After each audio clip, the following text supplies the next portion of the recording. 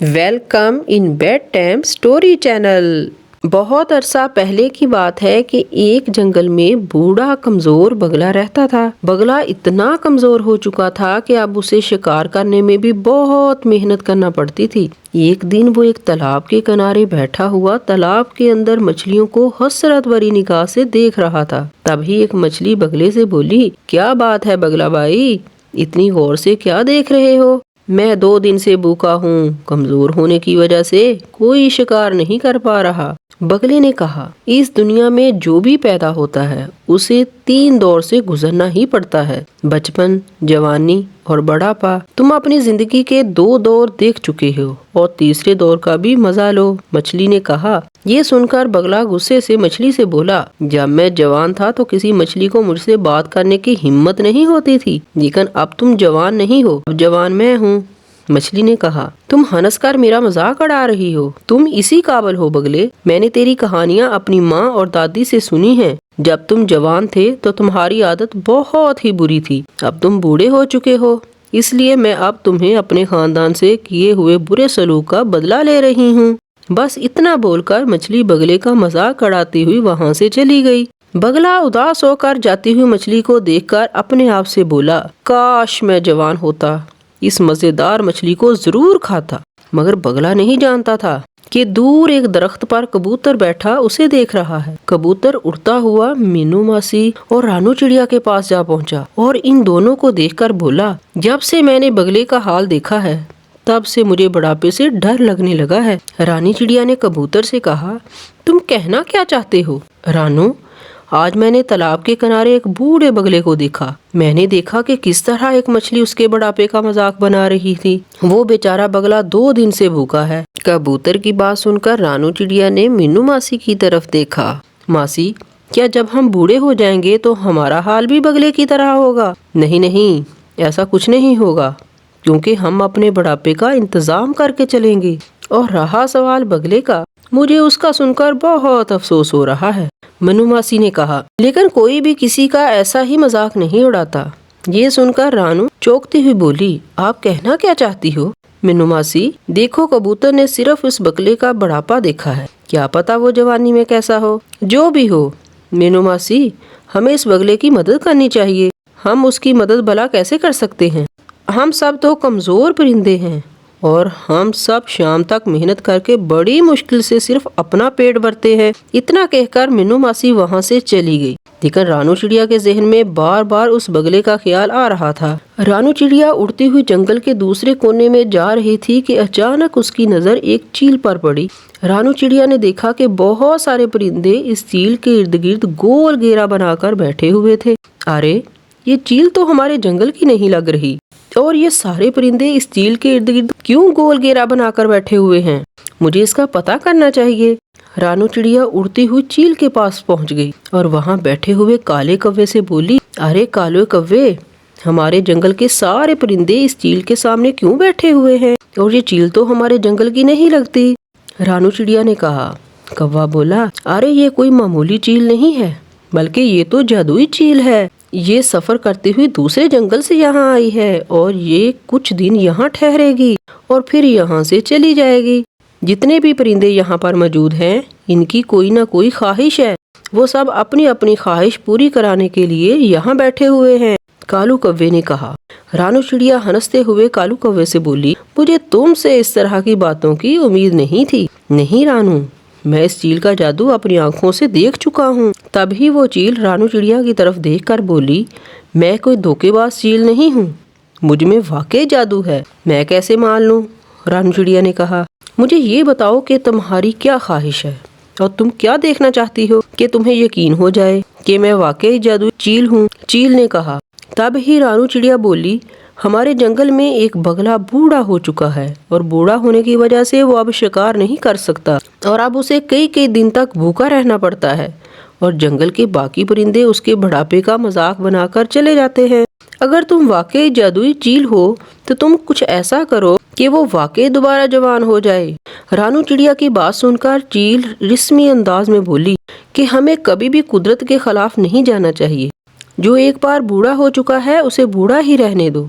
तुम कुदरत को समझती नहीं हो, कहीं ऐसा ना हो कि तुम्हें बाद में पछताना पड़े और तुम्हें दोबारा मेरे पास आना पड़े। सीधी सीधी ये क्यों नहीं कहती तुम एक झूठी चील हो और झूठ बोलकर परिंदों को बेवकूफ़ बना रही हो। रानू चिड़िया ने कहा। रानू चिड़िया की बात सुनकर चील बोली, ठीक है, अगर तुम यही चाहती हो तो यही सही। इतना कहकर चील ने जमीन में रखा हुआ दाना उठाकर रानू चिड़िया की तरफ फेंका और कहा कि ये दाना जाकर बगले को खिला दो, वो बगला जवान हो जाएगा और इसके अंदर जवानी वाली ताकत आ जाएगी। रानू चिड़िया ने जड़ से इस दाने को उठाया और उड़ती हुई तालाब के किनारे उस बगले के पास पहुंच गई और उसे सारी कहानी बताते हुए बोली, जब कबूतर ने मुझे तुम्हारे बारे में बताया तो मुझे बहुत बुरा लगा। मैं ये तुम्हारे लिए एक जादुई दाना लाई हूँ। जैसे ही तुम इस दाने को खाओगे तुम जवान हो जाओगे और तुम्हें भूखा नहीं रहना पड़ेगा और ना ही तुम्हारा कोई मजाक उड़ाएगा। ये सारी बात सुनकर बगला रानू चिड़िया से बोला, तुम बहुत अच्छी हो रानू, मैं इस जादुई दाने को ज़रूर खाऊंगा। जैसे ही बगले ने इस जादुई दाने को खाया वो दोबारा जवान हो गया। रानू चिड़िया ने जब बगले को दोबारा से जवान होते हुए देखा तो वो खुशी से वहाँ से उड़ गई। रानू चिड़िया के जाते ही बगला अपने आप से घमंडी अंदाज में बोला, अब तो मैं जवान हो गया हूँ, अब तो मैं इस तालाब की सारी मछलियों को खा जाऊंगा। ये कहते हुए बगले की नज़र एक खूबसूरत मछली पर पड़ी तो उसे देखते ही बगले ने इस खूबसूरत मछली को दबोच लिया। खूबसूरत मछली बगले से बोली, मुझे छोड़ दो बगला, मुझे छोड़ दो। बगला बोला, तुम तो मेरी खुराक हो, तुम ही नहीं बल्कि तालाब में रहने वाली सारी मछलियाँ मेरी खुराक हैं, तुम सबको खा जाऊंगा। ये कहकर बगले ने इस मछली को मार दिया और इसे बड़े ही शौक से खाने लगा। शाम तक बगले ने तालाब की आधी मछलियों को मार डाला। जो मछलियाँ उसे मज़ेदार लगती उन्हें खा लेता और जो उसे मज़ेदार ना लगती वो तालाब के किनारे फेंक देता और वो मछलियाँ तड़प तड़प कर मर जाती। अगले दिन कबूतर अपने छोटे बच्चे के साथ वहाँ से गुजर रहा था। क्योंकि कबूतर अपने बच्चे को उड़ना सिखा रहा था, तब ही उसकी नज़र बगले पर पड़ी जो कि जवान हो चुका था। कबूतर उड़ते हुए अपने बच्चे के साथ इस बगले के पास पहुँच गया। उसने बगले से कहा, तुम्हें जवान देखकर बहुत अच्छा लग रहा है। तब ही कबूतर की नज़र किनारे पर मौजूद मरी हुई मछलियों पर पड़ी। अरे ये तो तालाब की मछलियाँ हैं। बगला उदासी से बोला, पता नहीं क्या हुआ, रात सारी मछलियाँ तालाब से बाहर आ गईं और फिर यहाँ तड़प तड़प कर मर गईं और ये मछलियाँ तुम्हारा बहुत मजाक बनाती थीं। कबूतर ने कहा, मुझे बहुत ज़रूरी काम है और ये मेरा छोटा बच्चा है, मैं इसे उड़ना सिखा रहा था। क्या तुम थोड़ी देर के लिए इसका ख्याल रख सकते हो? हाँ, क्यों नहीं, तुम आराम से जाओ और अपना काम मुकम्मल करके आना। बगले ने कहा, मैं तुम्हारे बच्चे का बहुत ख्याल रखूंगा। ये कहकर कबूतर वहाँ से चला गया। बगला कबूतर के इस नन्हे बच्चे को गौर से देखने लगा। बात तो ये थी कि उसे देखकर उसके मुंह में पानी भर आया था। उसने सोचा, जब मैं जवान था तो मैं कबूतरों का गोश्त बड़े ही शौक से खाया करता था। कबूतर का गोश्त मेरा पसंदीदा गोश्त था। अब तो मैं फिर से जवान हो चुका हूँ, अब क्यों ना मैं इस कबूतर के बच्चे का गोश्त खाऊं। हा हा हा हा। तब ही कबूतर का बच्चा बगले से बड़ी मासूमियत से बोला, क्या हुआ, आप मुझे इतनी गौर से क्यों देख रहे हो? कबूतर ने बच्चे से कहा, तुम्हें देखकर मेरी भूख और बढ़ती जा रही है। इतना कहकर बगले ने कबूतर के बच्चे को बड़ी ही बेदर्दी से मार डाला और खा गया। कुछ देर के बाद जब कबूतर वहां पर आया, अपने बच्चे को ना पाकर बगले से बोला, अरे मेरा बच्चा कहाँ है? तब ही तालाब से एक मछली निकल कर आई। उसने कबूतर से कहा, तुम्हारे बच्चे को यही बगला खा गया है। ये सुनकर कबूतर हैरत ज़रा नज़रों से बगले की तरफ देखने लगा। बगला उखड़ता हुआ कबूतर से बोला, हाँ हाँ खाया है, मुझे गोश्त पसंद है और तुम्हारे बच्चे का गोश्त तो बहुत ही पसंद आया, इसलिए मैं उसे खा गया। ये तो बहुत गलत बात है, कबूतर ने रोते हुए कहा। बगला बोला, क्या कर लोगे तुम, मेरा मुकाबला नहीं कर सकते। इसका मतलब है कि इस तालाब के अंदर रहने वाली मछलियों को भी तुमने ही मारा है। ये कहकर कबूतर उड़ते हुए रानू चिड़िया के पास पहुंच गया और उसे सारी कहानी सुनाते हुए बोला, मेरे से बहुत बड़ी गलती हुई है रानू चिड़िया, वो बगला बूढ़ा ही ठीक था।